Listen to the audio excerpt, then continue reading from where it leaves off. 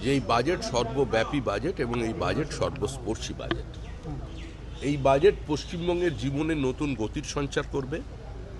এই বাজেট মহিলাদের শুধু সুরক্ষিত করবে না, আত্মনির্ভর করতে সাহায্য করবে। আর এখনো চলার পথ অনেক বাকি। নির্বাচনের আগে আমরা সংকল্পপত্র নিয়ে এসেছিলাম। একটা রূঢ় বাস্তবের মাটিতে দাঁড়িয়ে বিপরীত অর্থনৈতিক পরিস্থিতিতে সারা ভারতবর্ষের পরিস্থিতির সঙ্গে পশ্চিমবঙ্গকে তুলনা করে এবং রাজ্যের সমস্ত প্রান্তের সমস্ত বর্গের মানুষদের থেকে সাজেশন নিয়েই আমরা সেই সংকল্পপত্র তৈরি করি। আজকে যে বাজেট ডক্টর স্বপন দাশগুপ্ত পেশ করেছেন,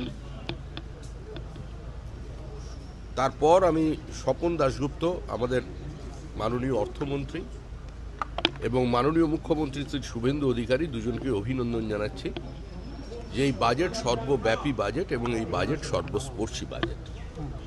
এই বাজেট পশ্চিমবঙ্গের জীবনে নতুন গতির সঞ্চার করবে।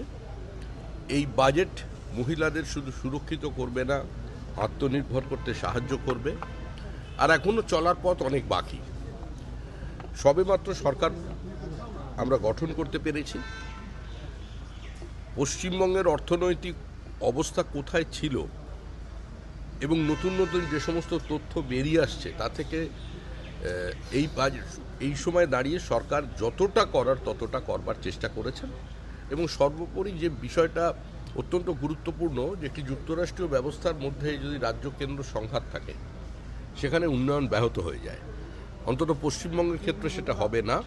কৃষক থেকে শুরু করে পরিবহন এবং সাংবাদিকদের থেকে শুরু করে বিভিন্ন ছাত্রছাত্রী সমস্ত মানুষের কথা, গৃহহীন মানুষের কথা মাথায় রেখে বাজেট তৈরি হয়েছে।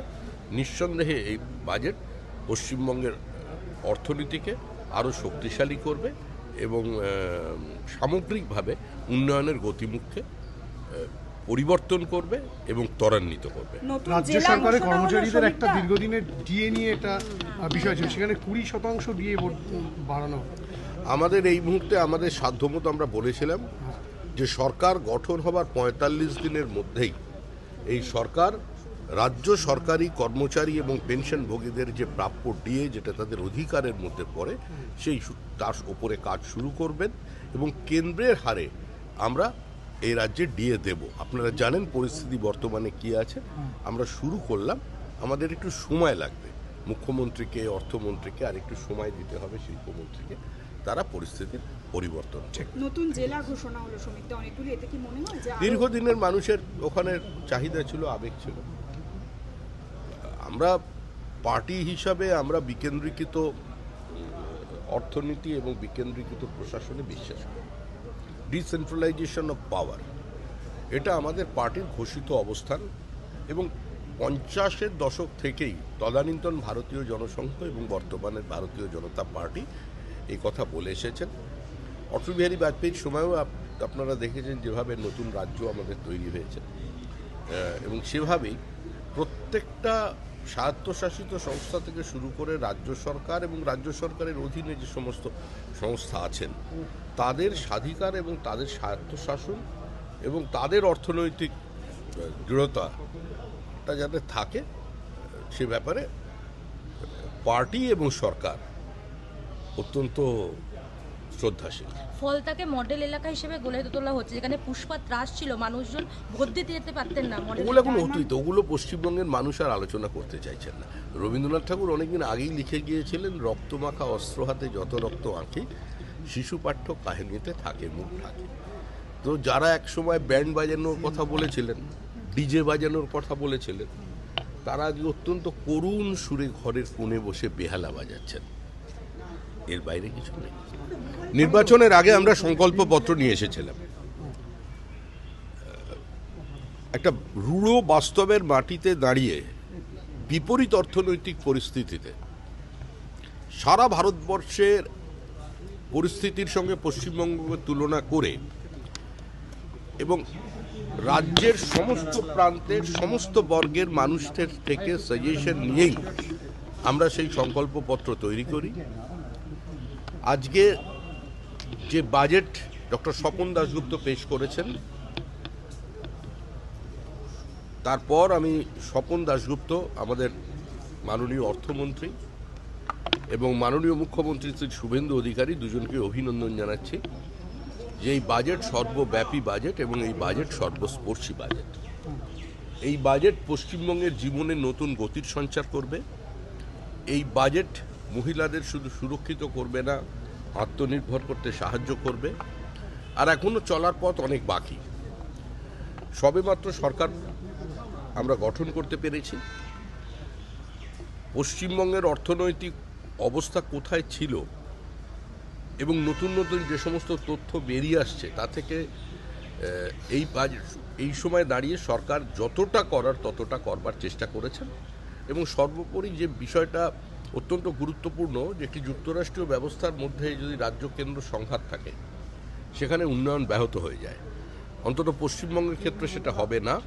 কৃষক থেকে শুরু করে পরিবহন এবং সাংবাদিকদের থেকে শুরু করে বিভিন্ন ছাত্রছাত্রী, সমস্ত মানুষের কথা, গৃহহীন মানুষের কথা মাথায় রেখে বাজেট তৈরি হয়েছে। নিঃসন্দেহে এই বাজেট পশ্চিমবঙ্গের অর্থনীতিকে আরও শক্তিশালী করবে এবং সামগ্রিকভাবে উন্নয়নের গতিমুখকে পরিবর্তন করবে এবং ত্বরান্বিত করবে। রাজ্য সরকারের কর্মচারীদের একটা দীর্ঘদিনের ডিএ নিয়ে একটা বিষয় ছিল, সেখানে 20% ডিএ বাড়ানো। আমাদের এই মুহূর্তে আমাদের সাধ্যমতো আমরা বলেছিলাম যে সরকার গঠন হবার 45 দিনের মধ্যেই এই সরকার রাজ্য সরকারি কর্মচারী এবং পেনশনভোগীদের যে প্রাপ্য ডিএ, যেটা তাদের অধিকারের মধ্যে পড়ে, তার ওপরে কাজ শুরু করবেন এবং কেন্দ্রের হারে আমরা এই রাজ্যে ডিএ দেব। আপনারা জানেন পরিস্থিতি বর্তমানে কি আছে। আমরা শুরু করলাম, আমাদের একটু সময় লাগবে। মুখ্যমন্ত্রীকে, অর্থমন্ত্রীকে আর একটু সময় দিতে হবে, শিল্পমন্ত্রীকে, তারা পরিস্থিতির পরিবর্তন। নতুন জেলা ঘোষণা হলো শ্রমিকদের অনেকগুলি, এতে কি মনে হয় যে দীর্ঘদিনের মানুষের ওখানে চাহিদা ছিল, আবেগ ছিল। আমরা পার্টি হিসাবে আমরা বিকেন্দ্রীকৃত অর্থনীতি এবং বিকেন্দ্রীকৃত প্রশাসনে বিশ্বাস করি। ডিসেন্ট্রালাইজেশন অফ পাওয়ার, এটা আমাদের পার্টির ঘোষিত অবস্থান এবং 50-এর দশক থেকেই তদানীন্তন ভারতীয় জনসংঘ এবং বর্তমানের ভারতীয় জনতা পার্টি এই কথা বলে এসেছেন। অটল বিহারী বাজপেয়ীর সময়ও আপনারা দেখেছেন যেভাবে নতুন রাজ্য আমাদের তৈরি হয়েছে এবং সেভাবেই প্রত্যেকটা স্বায়ত্তশাসিত সংস্থা থেকে শুরু করে রাজ্য সরকার এবং রাজ্য সরকারের অধীনে যে সমস্ত সংস্থা আছেন তাদের স্বাধিকার এবং তাদের স্বায়ত্তশাসন এবং তাদের অর্থনৈতিক দৃঢ়তাটা যাতে থাকে সে ব্যাপারে পার্টি এবং সরকার অত্যন্ত শ্রদ্ধাশীল। ফলতাকে মডেল এলাকা হিসেবে গড়ে তোলা হচ্ছে, যেখানে পুষ্পা ত্রাস ছিল, মানুষজন ভোট দিতে যেতে পারতেন না। ওগুলো এখন অতীত, ওগুলো পশ্চিমবঙ্গের মানুষ আর আলোচনা করতে চাইছেন না। রবীন্দ্রনাথ ঠাকুর অনেকদিন আগেই লিখে গিয়েছিলেন, রক্তমাখা অস্ত্র হাতে যত রক্ত আঁকি, শিশু পাঠ্য কাহিনীতে থাকে মুখ ঢাকে। তো যারা একসময় ব্যান্ড বাজানোর কথা বলেছিলেন, ডিজে বাজানোর কথা বলেছিলেন, তারা আজ অত্যন্ত করুণ সুরে ঘরের কোণে বসে বেহালা বাজাচ্ছেন। এর বাইরে কিছু নেই।